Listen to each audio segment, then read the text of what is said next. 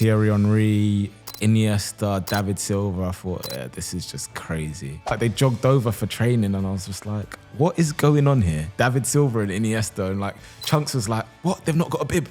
Get them a bib. Take my bib, Iniesta. What's it like playing centre-back against Del Piero? It was just annoying. Thierry Henry in typical fashion was coaching Harry Pinero. He's like, why are you standing off me? He's like, you're making it too easy. I remember when I did my driving lessons, my driving instructor said, are you okay? I said, yeah. He said, do you smoke? I said, no.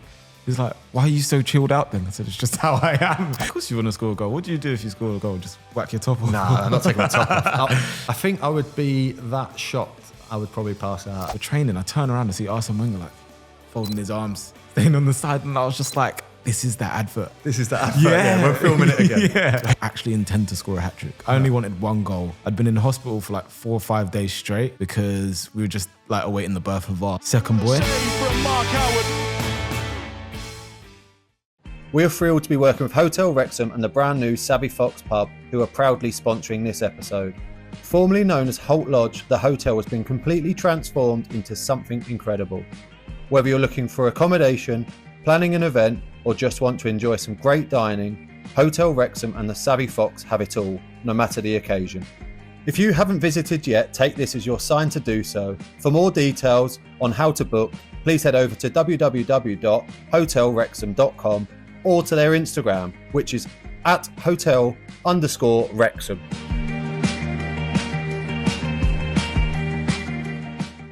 Hello everyone, welcome back to Yours, Mine, Away. I am Mark Howard. We've had a little break, but I am buzzing with today's guest. One of the most humble content creators I think I've ever met and had the pleasure of meeting. We have just filmed a couple of unbelievable football videos and I cannot wait for you to see. Massive thank you, Manny. Thanks for coming on, mate. Thank you for having me on. Today's been incredible. Showed me some really good stuff, some not so good stuff.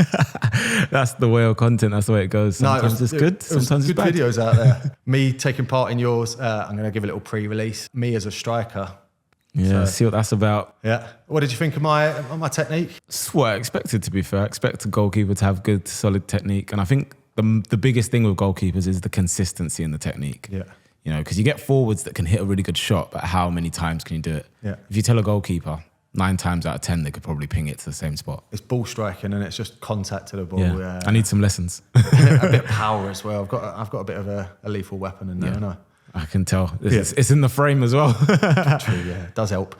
Obviously, like I said to you, you've been in the content game for a while now. I've been a massive fan. I mentioned it to you before, but going back to the very first, one of your very early videos with the Sidemen, you in goal for a penalty shootout challenge was... I've watched it again just to recap. It's so funny, man. I mean, looking back on those videos, there was such a beauty in that. Like, we would literally book a pitch, or someone would book a pitch, and like there's 7 or 8 of us going, and everyone would be getting a video that day. Yeah. But you just never wanted your video to be like one of the last ones, because otherwise everyone's energy is lower, everyone's a bit more tired. But it was fun. It was a really, really good video, and one of my best performing to date, obviously. So. Yeah. Obviously, the calibre of the people that you're friends with and your brother, Toby, obviously really well known as well. Mm. You clearly have an unbelievable relationship with your family. Yeah. Can you just explain to my audience how much he's helped you? I think when people think of Toby helping me, they think, oh, he just gave you loads of subscribers or something. And it's not that. It's more so little things. And if you look at like our mannerisms as well, like when you have an older brother, you tend to just like gravitate. Yeah. So you take on a lot of the mannerisms they might have, or like the way we speak or whatever. It's quite similar in a lot of ways, but I think it's little things. Like when I first started, I think Tobes was on like 7,000 subscribers. And I started and I thought, oh, if I do this video, I'm going to get 1,000 subscribers. And reality hit me and I was like, I did my first video and I got to like 100 subs. I was kind of like, is that it? And that's when it hit me. I was like, no, this is going to be a graft. Yeah. Like, and back then it was the time of when you uploaded videos, if you got one dislike, it ruined your whole day. And you'd be like, why is someone disliking Checking the comments video? for everything. Yeah. So yeah, Tobes helped me more in the sense of not caring about that stuff, how I come across on the camera. Like, I remember doing my first video. If you go to my first videos now, it's horrible. I sound so boring, so monotone, like way more so than I do now. And I recorded those videos like over and over again. And it's like many things that you have to overcome in terms of like the sound of your voice, hearing the own sound of your own voice, and the people in your house hearing that you're recording, it kind of like would cringe you out a little bit when you're not confident. So Tobes helped me sort of overcome things like that and grow in confidence. And some people say, oh, your brother made you. And I go, no, actually, no, my brother never made me. But whenever I did have eyes on my content, I made sure that I made a good impression of myself. And you're well supported. Yeah. Sometimes it's just that. He's an older brother, and he's going to open a couple of doors for you. He's going to be supportive and point you in the right direction. You still got to do the hard yards yourself. Yeah. That's what I've really loved about yours, is the humility that you show, but also the hard work. And obviously you've gone on to work with Sky Sports News and stuff like that, and it's like your own graft. But did you ever think that when you started out that was a direction you were going to go? Never. I feel like when I look back, my mum always says like, oh, like you were very like reserved, shy. And she said one day in year 2, you did this play and I was like a fish, and I still vaguely remember it. And she says, you just stood up and spoke so boldly. And I was like, she's like, that's not my son. Yeah.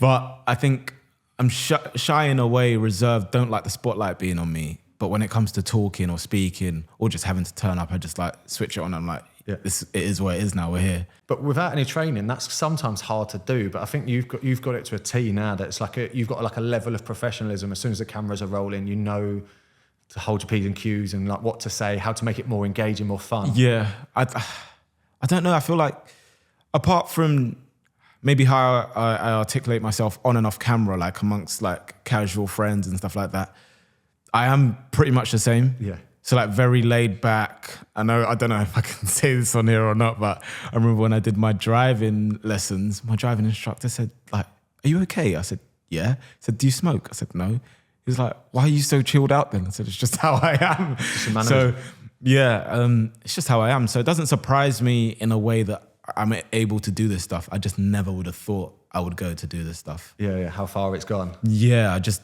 when we started with games and stuff, we just did it for the fun. We never did it to earn money or whatever. Yeah. So, yeah. This is a goalkeeping podcast primarily, so I'm going to have a few goalkeeping questions to chuck at you. I've got a few quickfire ones. Okay. Right, so play it short or kick it long?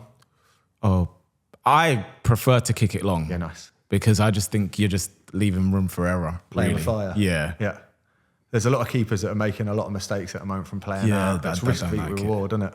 Yeah, I think it's nice. It looks nice sometimes, but it's just you're one little slip or a mistake away from it's a goal, causing your team a goal. Yeah. Right. Who's your favourite YouTuber at the moment? Can I be honest with you? Yes. I don't watch YouTube much. Oh, do you not? No. Yeah, I think it's one of those things. Yeah. But if I was to think of someone's videos that I do enjoy, that's a tough one. You don't have to answer it. You're a big TV series person then? Yes. Films? My missus can't stand it, but prison crime documentaries, really, yeah, serial killer documentaries. It sounds dark. No, it's good. But I just watched the O.J. Simpson one. Oh, good. It's a good program. Yeah, I watched that one. And there was a recent one with someone called Gabby or something that I watched, and that's pretty interesting. Yeah. So. Who's your favourite ever goalkeeper? Oh, for me, Pepe Reina. Yeah, Liverpool fan. Yeah, just that time he was just... I've never been that fond of a goalkeeper, but I just used to love the guy. Yeah. So Pepe Reina. Yeah, nice. Right, who's the best keeper in the world right now? I know this is Best keeper in the world right now? I don't know. I think the standard of goalkeepers isn't the same anymore. No. So I thought I would go with Alisson. Yeah, I think it's an easy answer. I think Alisson is especially in 1v1s. He's so big. 1v1s. He just makes himself look so big. You actually favour him, which is mental. Which footballer would you like to shoot content with the most out of anyone in the world? Van Dijk. Yeah. Well, I have shot content with him, but I think he gets it. Yeah. He gets it. So maybe someone that I haven't shot with. Ronaldinho. Yeah. Oh, yeah. What a legend. Ronaldinho, yeah. Just oozes, doesn't he? Yeah. You can imagine it'll be a fun time around him. Yeah, Ronaldinho. Right, and then last one, right? It's the last minute of a game. You can save a penalty and your team wins, or you can score a goal for your team to win. Which one would you choose? Oh, score a goal. Yeah, score a goal. I ask all the goalkeepers this question, and it's really split. It's like goalkeepers love saving penalties, but obviously I've never scored a goal. I want to score a goal. Yeah. You take all the plaudits. Yeah, of course you want to score a goal. What do you do if you score a goal? Just whack your top off? No, I'm not taking my top off. I think I would be that shocked. I would probably pass out. I'd just let one of them lay on the floor and everyone bundle me like an old school celebration. I wouldn't know what to do. I'd probably get emotional. Just wouldn't have a clue what to do. I've never done it. Never? I've never scored a goal. Like, Oh, of course you're a goalkeeper, yeah, right? I've never scored a goal. I wouldn't know what to do. It's not a natural thing for us. Yeah, Not I don't like score too many goals these days. I got 3 this season actually, Yeah. but yeah. We'll get onto some of your goals. You've just returned from Qatar. You played in Match for Hope. It looked an incredible experience. One of the best things I've done to date in and around the space. And I've done a lot of cool things that I forget about sometimes. Yeah. But that has to be up there. Like from when they said Thierry Henry, Iniesta, David Silva, I thought, yeah, this is just crazy. Like it didn't seem real. And the year before I was actually watching it from home. I was watching it from home thinking, this is so sick. I'm seeing Drogba, Hazard, all these guys, Kaká. And I'm like, what? But to experience it, like they jogged over for training and I was just like, what is going on here? Like David Silva and Iniesta and like Chunkz was like, what? They've not got a bib. Get them a bib. Take my bib, Iniesta. You know what Chunkz is like. But yeah, it was crazy. And then when we got to the actual game, they were sort of like really chill. Obviously, like everyone wants to win. They're used to that feeling of like, yeah. Was you nervous?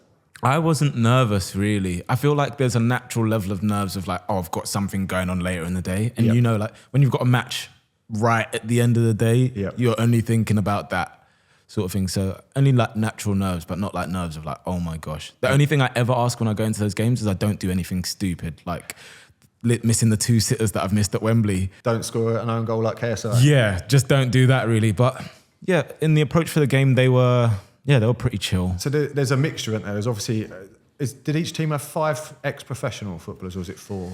So I feel like we had 4. I don't know if they had and a then it was a fourth. mixture of content creators with a wrestling around creators. the world. Obviously, there's huge personalities in that. It must be wild behind the scenes. It was a lot. And I think the one thing that I noticed is the pros can't detach themselves from that nature of wanting to win a game. Yeah. So Tim Cahill was on it. He was like, listen, this is what we're going to do to win the game. Listen, we're going to smash them. Like, he really wanted to win the game as well. And he's such a lovely guy. Like, the way he like trained, he was like, even though he wanted to win the game, he kind of like, yeah, let the content creators do their thing. Like, this is their moment. Like, chill. If they want to film, cool. Like, we're going to train as and when. But when it got to the game, I think it got a bit more serious. Next thing I know, I found out that I'm playing centre-back. And like, I've played centre-back before, but like on a trial for like Brentford. And I was in a 3-5-2. It just happened because there was a shortage of players. Yeah. What's it like playing centre-back against Del Piero? It was just annoying because we had no defensive shape because we've never played defence together before. We had AJ, myself, HP and Toby. Like, so the defensive shape's going to be all over the place at some point. But he was just sticking on the halfway line. He didn't do a lot of running. Yeah, he wasn't doing loads of running, sticking on the halfway line, and then like he would always just be inside, so he's onside. But we kind of like at times were sitting deep. I actually played him onside for one of his goals as well, me and HP. But yeah, he was just, and sometimes he was dropping in. But because they still have that intelligence, even though their body might not be able to keep up, it still makes it difficult to play against. Yeah. So obviously there's an expectation from the pros to play well, but obviously when like a content creator plays unbelievable, like E-Man, scoring a hat-trick, it must kind of like take a side note because a content creator has gone away and got a hat-trick in a game of such caliber. Yeah, but I think that the pros, in a way, they don't want to look bad. Yeah. And they want to still like show like, yeah, I've got something. But they kind of also are relaxed about it as well. So Henry was trying, but in a casual way. And I remember seeing him at one point, he's like running towards me, sizing me up. And I'm just like, is this an advert? I'm seeing Thierry Henry, his whole, and he looks like wedged now as well. I'm like, this guy, like, he's running at me. Am I supposed to let him past? Am I supposed to tackle him? Is he going to skin me? Is he going to nutmeg me? Is he going to burst into the space? And all those thoughts went through my mind in that split second. Yeah. It was like really surreal. Yeah. And I don't know if you remember the Nike advert of like Henry and Fabregas or whoever in it. Yeah. But the day before at training, I turn around to see Arsene Wenger like folding his arms, staying on the side. And I was just like, this is that advert. This is the advert. Yeah. We're filming it again. Yeah. That's sick, that. So yeah, it was just such an experience. And Thierry Henry in typical fashion was coaching HP through the game. Harry Pinero, he's like, why are you standing off me? He's like, you're making it too easy. Look, if I drop off, you come with me. Stay tight. No way. I promise you. That's unbelievable. He was coaching him through the game and HP's like, yeah. Obviously it's Henry, so you're not going to be like, no. But he's coaching through the game. He's like, look, if you stay off, you're going to make it too easy. He's like, you guys are too deep. Literally. No way. So I that's promise you, amazing. it's Though. so It's amazing crazy. insight. But obviously for you lot to like be able to pick up on stuff like that and be taught along the way, that's mind blowing. Yeah, it was so surreal. And there's points where like before the game, he was at the halfway line. I go shake his hand. He's sort of just laughing. Looked at me, just laughed. And then I think they conceded a goal. He looked over at me and just like just started laughing. I think he was just enjoying it. Yeah, and yeah. I think he said on the Champions League show the other day, it's like to be around like the content creators and stuff that his kids find so cool. He said that was pretty cool as well, and he enjoyed it. So, yeah. That's unreal. So two of the previous guests that have been on the show, you're the third that played in that game. So I've had Fogden on before and I've had Angry Ginge on before. They both had very indifferent games. Yeah. Fogden's flat cap's not working for me in goal. Thogden, I think maybe he was focused on the cap, and I maybe wanted to help Ginge out for that first goal because I was thinking you're the only player on the pitch that can use your hands. Yeah. Like, got to punch through it. But yeah, Thogden, he was all right in goal. He made 2 big saves Yeah, he as did, well. yeah. And Ginge I was gutted because I really wanted to play up top against Ginge because he that would was have been some giving race. it the big un before. He was like, you lot are going to get absolutely smashed. You know what he's like. But he had a great game. But he was did have a good game. slide tackling everything. There's a few of every his blade tackles that were across. actually unbelievably well timed. The last ditch slide tackle where he's won the ball was actually an incredible challenge. Yeah, he did one, and then he did another one against Toby on the counter-attack. And I said to Toby, I said, your second touch has made that challenge for him because Yeah. you've tipped it too close to him. And he said, yeah, I know, should have taken another one that way. But he was connecting with a lot of tackles. And not just that, his positioning. Good. His positioning at times is just in the right place, right time. And I was just like, do you know what? Fair play, he's having a game. He's a good player as well. So you managed to recreate a FIFA cover. Was Yes. that like a childhood dream that like you managed to do that? That is the most full circle moment I've ever experienced in content. Like, genuinely, this is the story behind it. That was my first ever FIFA. I asked for it on PlayStation, and my mum got it for me on PS1, innit? PC. So me and Toby used to play side by side. He used to have the arrows, and I used to have like the WASD or whatever. So that's how we used to play. And we used to alternate that and stuff like that. And we used to go through career mode, and it's amazing. But when I got the gift, my mum had bought it, wrapped it in the pair of old Engie Benji trousers that I already had. So I started crying like, I didn't get what I wanted. Open it and I see that. Oh my word. So that was the first thing. And I used to watch that intro over and over again. That's incredible. Like, that. and I remember like seeing Henry get the ball and take it down, and So Del Piero. when the players got announced, then are you thinking I've got to make this happen? So when the players got announced, I was seeing it as it was going. I heard rumours Henry might be playing, but I was seeing it as it was going. And I saw Henry, Del Piero, and I connected the dots, and I said to Matt, my content manager, I said, I just had an idea, like Del Piero and Henry are playing. Those are the 2 people on my first ever FIFA. I'm going to try recreate that picture. And that was all I did. And I went to Google, double checked, and I think it's in my phone. It's like maybe the 3rd or so of, what's the 3rd of Feb. I screenshotted it and I was like, oh yeah, it is the one. Didn't think about it at any moment until after the game. I was thinking, oh, look, I want to get a picture of this person. I said, oh yeah, that picture. So I went over to Henry and I was like, oh, can I like recreate this picture of you and Delpy? And he was like, oh yeah, the FIFA cover. He's like, what a great idea. He said, yeah, for sure. Then I went over to Delpy and I said, yeah, the same thing. He's like, yeah, like, let's do it, let's get him. So I went over and Delpy got Henry, and then we did it. But it happened so quickly, I couldn't even think. It's just a photo. Yeah, it's a photo, so I couldn't even think, well, what pose do I have to do? Are we standing in the right place? It just happened that Henry was in the middle and Delpy on the other side. Mad, that. And people going to me, you're not Ronaldinho. I go, I'm not meant to be Ronaldinho. I'm just standing. I'm a prop. But the other 2 guys are the main attraction. Honestly, when I saw that, I was like, that's incredible. That is like a childhood dream sort of thing. So incredible. And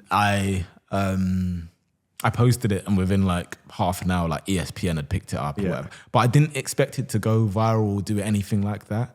And then like 433 posted it, and it's almost on like 700k likes on Insta. And like, It's not bad. yeah, I was just like, I didn't expect it to do that at all. I just wanted to do it for me. Yeah. As I say, the whole experience just looks incredible. It looks like everyone's having a great time, but So good. it's also for a great cause as Exactly. well. So like, it's a great combination for everyone involved. So good. And I think everyone, even though people did want to win and whatever, everyone at the end was like, we did a cool thing. Yeah. Like not just for us, but for the education for the kids as well. Like, and to raise money for charity is always a good thing. So I think in that sometimes content creators can have egos and be like whatever, but in moments like that, everyone's kind of like, we're doing this for something bigger than us. Yeah, no, I love it. How does it compare to a Sidemen charity match? I can imagine that's a lot more carnage. Sidemen charity match is kind of like anything goes. You're seeing like Uno reverse cards come out and speed slide tackles, speed taking the card and whipping Clattenburg with a shirt. Like, so I think everyone knows when it comes to those are more so for fun. Yeah, you've got great form in those charity matches as well, haven't you? I think you 6 goals in 5 games. I don't even know. Yeah, I've checked. I've checked. Yeah. Obviously, you got a hat trick in one of the games as well. Did you keep the match ball? I actually didn't. I don't think about stuff like that. See, like I genuinely don't. There. I don't have the main character syndrome. I'm such like a try and stay behind the scenes kind of guy. But the funny story is like I didn't actually intend to score a hat trick. I only wanted 1 goal. I'd been in the hospital for like 4 or 5 days straight because we were just like awaiting the birth of our second boy. And he was literally born like a day before. Oh, no way. Yeah, so she had an emergency C-section the day before. And there's like a whole experience where it's traumatic or whatever. I was so tired. And then went home the night before, went to the game now, and I just said, I want to score 1 goal because I know she's probably going to be watching this from the hospital bed. To do a celebration. I wanted to do a celebration. That was it. And then I ended up scoring the first goal, did a celebration. The second one, I didn't even intend to score. I was just in the right place, right time, tapped it in. And the third one, I was jogging through an on goal. And I looked to my left and Vic's offside. I'm like, but I can't turn back. And so I just cut in. And if you watch all my goals, actually, they're not even good shots. So they're not even good shots. I wasn't like really, really trying to score. It just happened. This is what I mean about your humility, though. You're like not getting the credit that you deserve. No, I'm being dead serious. Watch the first one. I kicked it straight at the goalkeeper. Yeah. I haven't got that striker's instinct anymore from when I was younger. And then, the second one, tapping. The third one, probably a normal goalkeeper saves that anyway. Yeah, right. Next question I've got for you is, I've seen this on you post this a lot. I want your 5 best goalkeepers in history. 5 best goalkeepers for me. Iker Casillas. Nice, great choice. Edwin van der Sar. My favourite goalie. Buffon. Yeah. I'm going off who I've watched. Neuer. One more. I'm going to go with... Nah, I can't do that. You can. You chuck anyone in. Go on. It's your list, no one else's. Do you know what? I will go with Alisson. Yeah. For me. Yeah, It's I want to a go strong someone list, current. by the way. It's a very strong list.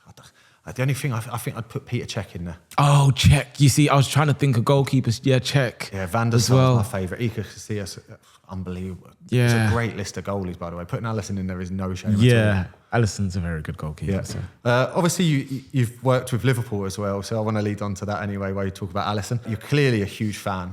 It must be an incredible experience, as well as like getting to meet some of the players that are in the team that you support and that you follow. How are they with you? They're really cool. Like, for the most part, I don't think I've had many experiences with footballers where I've been like, oh, he's a bit, yeah. But I think they're always really cool, super chill. One of my personal favourites is Van Dijk. He looks like he smells amazing, let alone what he's like.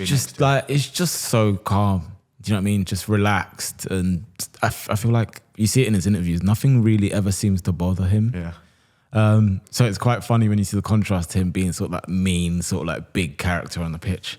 But yeah, it's always really cool. Now, when I have those moments, I feel really like, it really like humbles me to think like, do you know what? Like, you actually get to do some really cool stuff. Yeah. Like, little Manny is crying inside the fact that you've been able to like work with not just your boyhood club, you get to go to the stadium. Because people will say to me, oh, you're a Liverpool fan from London, what do you know? It's like, if I had the money or my parents had the money when I was younger to take me to games, they would have. But it's like, now I'm older, I can have the money at times to go to games, but I don't have the time to go to games. Balance. So it's like a hard balance. But if I could do it every week, of course I'd do it.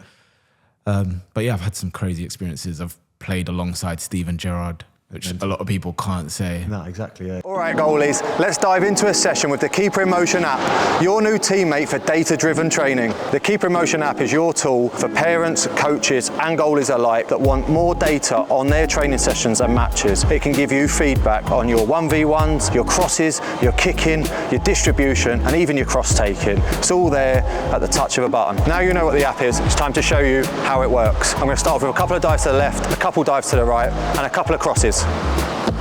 Let's show you how it works. Right, let's kick this off with a dive to the left. My goalie coach has inputted that I've made a good, decisive save to my left-hand side with a positive outcome. Now it's time to show you a 1v1. Here's my coach typing in again that I was decisive in a 1v1. Right, time to show you a cross. Yours, mine, away! Right, as you can see, dealing with crosses, I've got a thumbs up from my coach, but I wasn't decisive because I chose to punch the ball instead of catching it. Let's show you distribution and kicking. Over to my coach now, see what he says. So he's giving me a thumbs down because I've kicked the ball out of play, but other, it's maybe because I was under pressure from the striker. You can add voice notes to each save or slip up. Let's hear what my coach has to say. Keep it in play, Mark. Right, that's training wrapped up. Time to look at the data. After every training session and game, it's great to look through the data and see how I perform. Now, let's have a deep dive at the data. As you can see from the data today, it looks like I did really well and decisive decisions on my shot stopping and 1v1. In possession, my distribution was a bit poor today and I didn't keep the ball in play enough. Definitely room to work on. On the app, there is a comparison feature to find out how you're doing against goalkeepers of your level. And for those looking to level up, there will be a pro version coming to the UK soon with added insights and features which will be available for all scouts to have a look at. Keeper in Motion, your all-in-one app for keepers, coaches and parents. Download it now to make every save count. Click the link in the description below for your exclusive discount. And on the day of that Wembley Cup game, I got told, oh, Gallus is taking his place. I was gutted. I didn't want to play anymore, sort of thing. No disrespect to Gallus, but I was like, Gerrard was the one that I was like, oh my gosh. Going to the dressing room and I see my shirt next to Gerrard. They did it on purpose. I was like, oh my God. No way. And then we're in the warm-up. Gerrard's passed the ball across to me in the rondo. I'm like, oh my, like I'm passing the ball with Steve and Gerrard. This is what I would have dreamt of when I was younger. And there's even a little bit in the game where someone plays it into me, I spin it around the corner first time to Gerrard, and I was just like, what's happening even here? is life? Yeah. Again, similar to like Match for Hope. So there's been so many experiences and players that I've been able to like, from my childhood, be like, whoa, I've played alongside like Robert Perez, Clivert, JJ Okocha. He stepped on my ankle in the Wembley Cup game, but he was like 42 that time. He was unreal. Still walking past people. Honestly, like couldn't get near him. So I just thought in his prime, he must have been crazy. And just being Nigerian as well, that's a big thing for me. So yeah, working in and around sport, even though I never became a pro footballer, I've had so many experiences that are on that level, in my opinion. Have you ever built a relationship with a player like that? You know, like is there one there that you'll text occasionally or they'll text you saying, oh, watch that video, that was great? Or I feel like a lot of the time, if I go and follow a player, I'll get a message being like, oh, I've been watching you for ages. Nice. You know? Yeah. But I'm quite close with Akin Fenwa. Yeah. He's like a brother to me, like a big brother to me as well. Like just such a nice guy.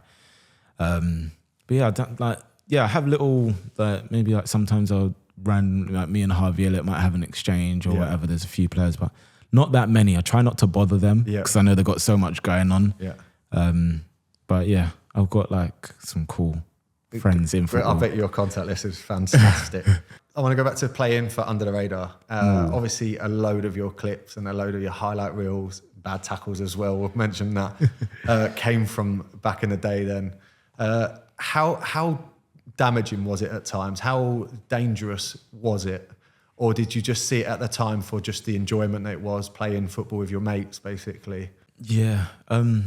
Playing football on a Sunday, everyone knows what it's like. You're thinking muddy, it's wet, and, you know, the tackles are going to be fierce. So once the cameras came into play, everyone was like we were one of the first to do it. Like, I think Palmers were the first in the UK. And, like, I don't even remember watching Palmers at the time. We just started our own thing. Yeah. And that was before Under the Radar. Yes. Anyway, and I just thought, let me take a camera down to play this game that my sixth form friends invited me to. And yeah, from there, that was like the birth of Sunday League 4. us. And I think since then, even though people may or may not want to admit it, we were one of the people that has inspired a lot of people to film their games. Yeah, obviously there's a few other teams, SE Dons and Hashtag, and Yeah. there's a lot of other teams now that are using, even Dorking to a certain extent, have got their own TV show off it. Yeah. So at that time, it was still new to a lot of people. Yeah. Some teams would turn up like, oh, you're not allowed to film. And we'd like film on the sly, or do you know what I mean? We'd be like, oh, please, can we film or whatever? And some teams, just because they knew or they didn't want to get embarrassed or something, be like, you're not filming today. And just like make a big thing out of it. But with it being on public parks anyway, they don't have any way of stopping you filming in a public place. I think depending on where the pitch was and whatever, and their rules and regulations, you had to kind of adhere to those. Oh, So, right, okay, yeah. But it was, Sunday League it was fun. We started it because we wanted to play alongside as friends and brothers. And I don't know if you ever saw the documentary we did. Yeah. But that was one of the best things to date, one of the best bits of content I've ever done. The storyline just wrote itself. Yeah. We get to a final, we're 1-0 down, 2-0 down, then we get a penalty, then they score an own goal, then we give away a penalty, then they miss it, then we give away another one 5 seconds after, then they miss it, then it goes to a penalty shootout and I score the final penalty after coming back from my first shoulder dislocation. It's like, you couldn't write it. And it just felt like, God has just made something amazing happen in this moment. So After that moment, did you realise that like this is going to blow up? Did you know it? Like obviously you've scored the winning goal in the penalty shootout, but did you? I know it's all building constantly, especially under the radar. It's just building. But like, did you think like this is our moment? This is ridiculous. Really? I didn't. I just don't think of anything like that.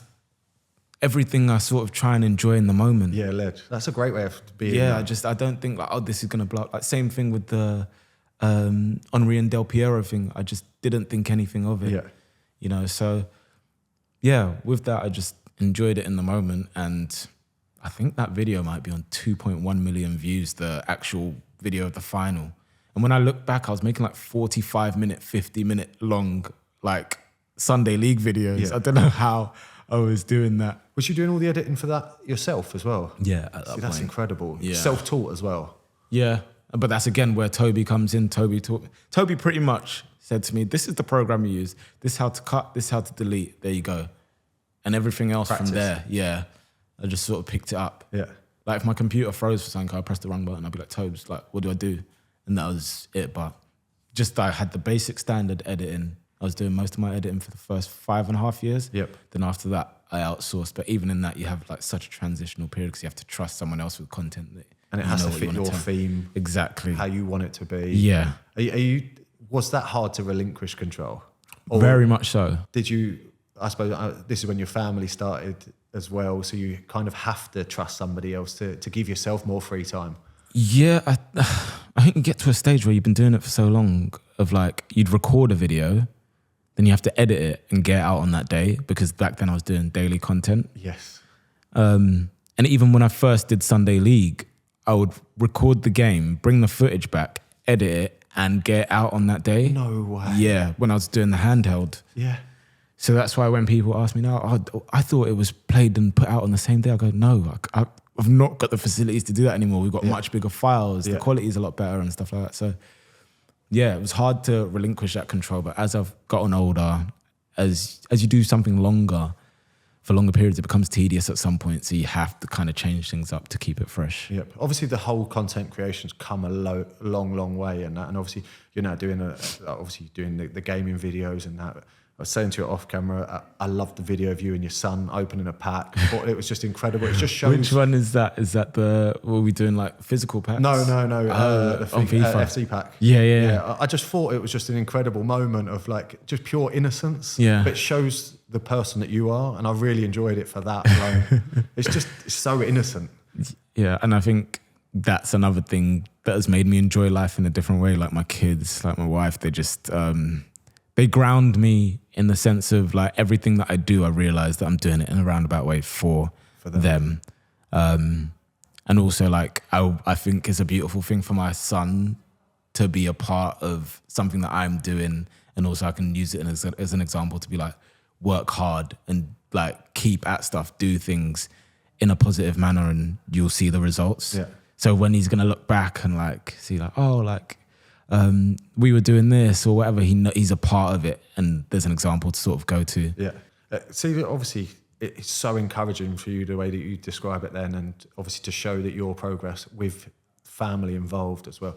Not many other content creators show the personal side, and that's what I think that video resonated with me, having 2 kids myself. I was like, you're putting it out there. You're accepting that like this is your life, because even you was probably one of you had kids quite young in terms of the content creator world, didn't you? Yeah. And you've fully embraced that. Even though a lot of the Sidemen around you haven't had kids yet and stuff like that, it's great that you have just to fully embrace the family life. Yeah. And it's funny because I always used to think, oh, I'm not going to get married. I'm not going to, maybe I won't have kids if I don't get married or whatever.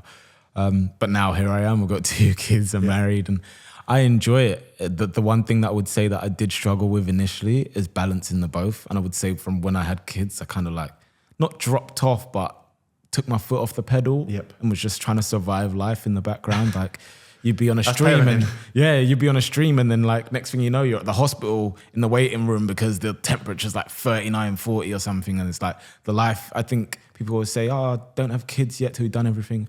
I feel like you can have kids, but you just need to understand it's variable. Yeah. And once you have them, you have no control. Yeah. I've got a great story that's similar to that. Driving home from football one day, I used to commute a lot, and the missus is on the phone. I've got to take the kid to A&E. It's like, what's happened? They put sweet corn up their nose. And you're like, as daft as it is, it's like, at that moment, it's so concerning. Literally went to the hospital and they literally just got you to put your finger on the nostril and blow in their mouth, and the sweet corn just popped out their nose. It was like over and done with within 10 seconds. You're like, but people don't realise what you have going on at home. And like, obviously me being a professional footballer, concentrating on games and playing Saturday, Tuesday. But then you get one phone call and you're like, oh my God, what's happening? Everything just gets thrown up, right? Yeah, Nothing matters, right? And you're like, in the end, it was like nothing. But you're like, it just shows that like there's so much more going on. Yeah. And that's why, like, even after the charity match where I scored a hat-trick, I got a load of abuse for scoring a hat-trick, saying I was trying too hard. And I was just like, you lot don't even know the week that I've had. Yeah. You know, so... yeah, no, I guess that's one thing I always try and do is humanize content creators or whatever. Or like when I speak with footballers, humanize footballers, because people go, oh, you earn a lot of money, so why does anything else matter? Yeah. Whereas like, if you're in the position, you know that it's a lot deeper than that. Yeah. Yeah, but, not robots. Yeah, you're exactly. Still human beings at the end of the day.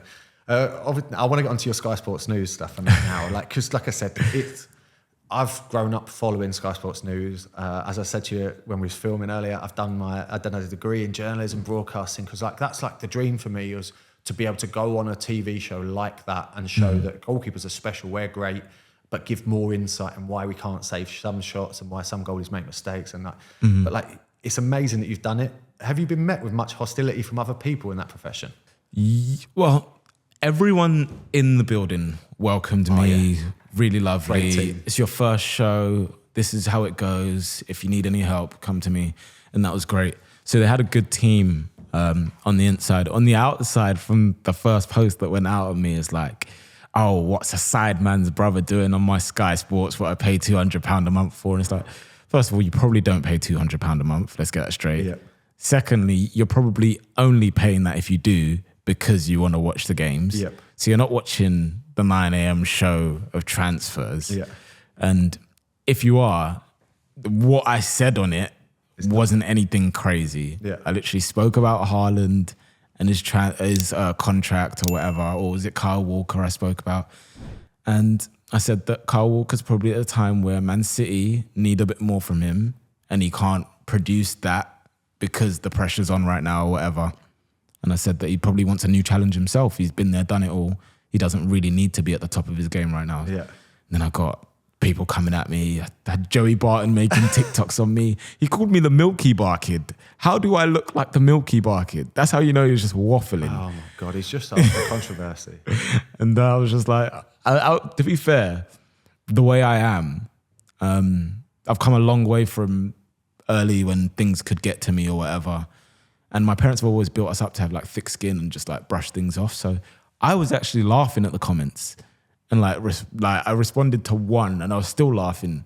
You know, people were saying, diversity sports news, he looks urban and all that sort of stuff. And I was just like, this is actually hilarious that people think like this. But because of like the content you do and the opportunity that you've created, you deserve it because you're the one that's actually out there doing it and earning your place and the right to do it. Yeah. Where a lot of people won't take their own chances, or they'll blame other people for not creating an opportunity instead of trying to make it happen themselves. Well, I'm sure you can relate to this, right? Because you're a footballer.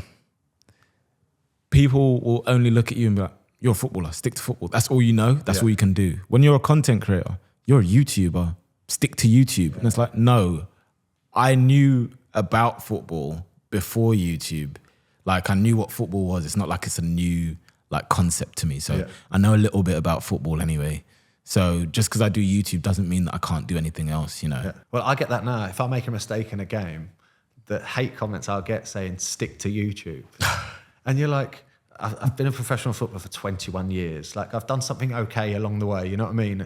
But they'll still now, because I'm trying to further my horizons and like broaden my horizons, and like do more with my life, or I'm ready for another career once I do eventually retire. They'll then jibe at you and you're like, that's not fair. It's just jealousy though. It is, yeah. It's like I'm putting in so much hard work, and the same with most content creators out there. They work bloody hard to create opportunities for themselves. And you've got to be open to accepting that. And it's like, the thing is, and it's with football, with content, if it was so easy, everybody would do it. Yeah. And anyone who starts a channel from scratch now will know how hard it is. Yeah. And that's why some people will buy followers, buy subscribers or whatever, because it's not easy. You can't just get it. Yeah. And that's why when companies and brands reach out, they reach out because they want your audience, you know.